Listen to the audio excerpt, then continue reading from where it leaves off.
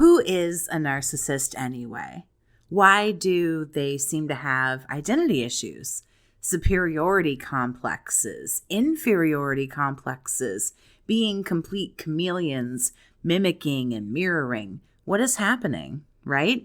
In this video, I want to talk about the identity crisis that a lot of narcissists are dealing with, why they're dealing with this, and how they attempt to solve this problem and make it look like not a problem at all. So why is there just this huge ego and this really obvious false superiority complex? Narcissists have this really fake, transparent, on closer inspection way about them. They feel they're very superior in every shape, way, and form to others. A lot of them will even tell you that. I'm stronger, I'm smarter, I'm better. A lot of them will do things like silently people watch or whisper things to you and judge other people that you pass on the street or in a shop somewhere. They will judge that person. I bet you I can do this better than that person or that, what have you.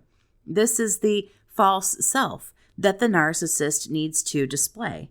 They need everyone to know, quote unquote, or have the opinion, subscribe to the idea that they're rich, popular, successful, well-liked, very attractive. Everyone needs and wants to be around them. And as we know, this is all clearly to try to fluff up their own ego, which they don't do very well. That's why they need so much attention and supply. And this is all just for show. So why is there a true inferiority complex underneath this false bullshit? It's easy to see why a narcissist needs everyone to think that they're so great. It helps them get all of this supply they really need. The supply, the attention, power, money, sex, awards, vacays, promotions, hell, anything they want. If they're smart enough to play their cards right, and a lot of them are. So how come all the superiority, all that ego boosting and fluffing, how come it's fake? How come that's not the real them and they are very inferior feeling underneath? No matter what you see, this confidence, the overinflated ego, the bravado, the bullshit, the boldness, all narcs are self-loathing. That's just the way it is. So obviously, they want to convince everybody otherwise. They want you to know how much they love this life. There are plenty of people, even people who run YouTube channels right here. There are people who call themselves narcissists who want you to believe that they love this. They love tricking people, using people, pursuing people just for the fun of it. I'm sorry, I will never believe any of that. If narcissists are so happy living this way, why do they continue to bully people and harass people? Things that most people with low self-esteem are known to do. Why do they continue to use people and act these ways? Things that narcissists do.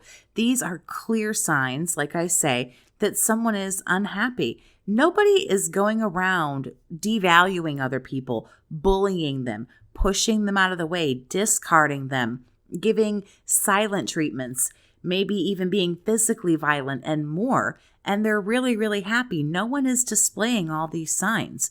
No one goes around and brags about tricking people or feeling superior and more powerful. These are all clear signs of issues. And I'm sorry, nobody is happy living that way. You cannot convince me of it.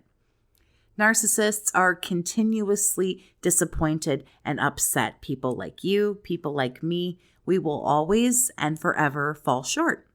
We don't give enough supply. We don't give the right kind of supply. We catch on to their bullshit. We go and we move on with our life and we're with somebody else. In truth, they're lonely.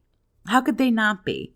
Remember, like I say, one person's never going to be enough. They need more, but also they need someone who's actually going to put up with their obnoxious behavior. And in the end, it's not very many people. Nobody puts up with the obnoxiousness. Nobody puts up with the back and forth, hot and cold. They love you. They hate you. They're with you. They're against you. Nobody puts up with this bullshit. you have never met a faster bridge burner than a narcissist. The self-loathingness, I think I made a word, stems from they know what they've done to people, among other things. I'm just saying this is one of the reasons. They know what they do. And I believe this eats away at them and makes them feel worse. Again, they're never going to admit to this. I'm aware this is an unpopular opinion as well. What I do know for a fact is a lot of this is because narcissists need other people to regulate their self-esteem.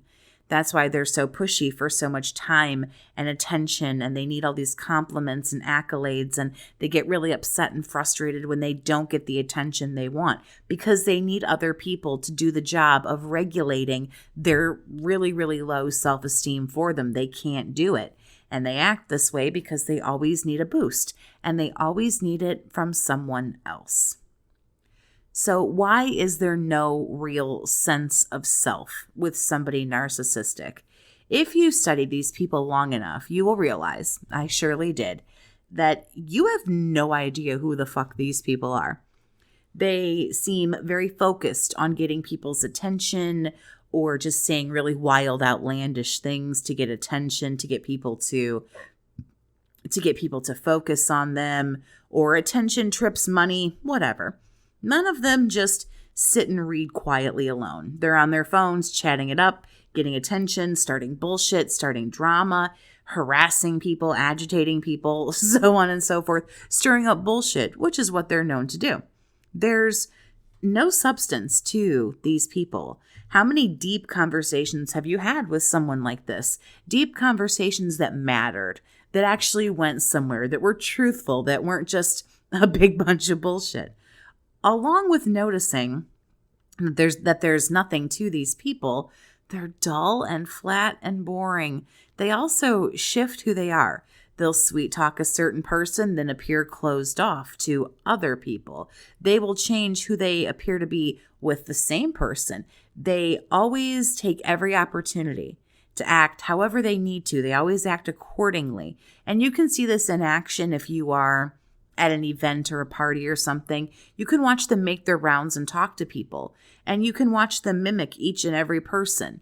They're wild and outlandish and talking very quickly and animated with somebody. Then they're very quiet and calm and reserved. And they know what they need to do and when they need to do it.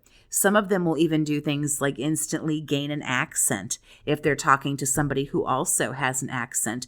You can see that these are very impressionable people. Narcissists, once you learn what to do, if you want to, can be manipulated and quite easily. They can get an accent. They will use certain words or certain slang. Maybe they curse more or less depending on what this other person does. A true narcissist has to appeal to as many people as they possibly can. If you'd like to talk one-on-one about what you're going through or what you have gone through in a toxic relationship, you can email BookAChatWithJess@gmail.com to set up private chats with me. So why exactly do they mirror people, which is what we just left off on? Mirroring and mimicking, like I said, allows them to appeal to the masses. It also fools people who are being mirrored, who are being mimicked. When someone talks or dresses or acts just like you, it tricks you psychologically. You begin to feel like maybe you have known this person longer than you really have. There's a weird half-assed, Mandela effect, for lack of a better term, here. You feel like you've known this person longer, you've done more together, you've experienced more things together, and this might have happened to you in your love bombing. You feel like you've been together for 6 months or 8 months and you've done everything together. But in reality, it's been 2 months and this person is just your absolute twin. So why do so many people get different versions of them? And why do people get so many different versions of the truth? Mirroring and mimicking and telling different stories and following different people. They become slaves to certain trends and so on. I feel like this happens, as I mentioned before, the more people they can transform into, the more people they can get on board and get on their side with different stories that have different outcomes, it puts them how do I say this? It puts them into more arenas where they can enter and suck up all of that supply that becomes available to them. If they can talk to a group of magicians, and then a group of artists, and then a group of musicians, and then a group of actors, those are 4 different arenas essentially that they can go in and soak up all that supply. And then let's say they talk to some athletes, and then some business people, and so on and so forth. Those are whole new worlds that open up, that allow them access to all different kinds of people if they play the right role in those arenas, in those groups of people. It's really vital to a narcissist to soak up as much as they can and pull in as many people as possible. We have to remember that for a narcissist, life is a revolving door. Not only are new people always coming in, they're always finding new people to terrorize, but they're also discarding, they're walking away, they are giving someone a silent treatment, they're being broken up with, they're being rejected, they're being ignored. So people are exiting or ignoring, what have you. But I swear, sometimes the turnover rate is like 50-50, because when one person walks in, one person walks out. Like, it can happen that fast. And I think in a lot of cases, it does.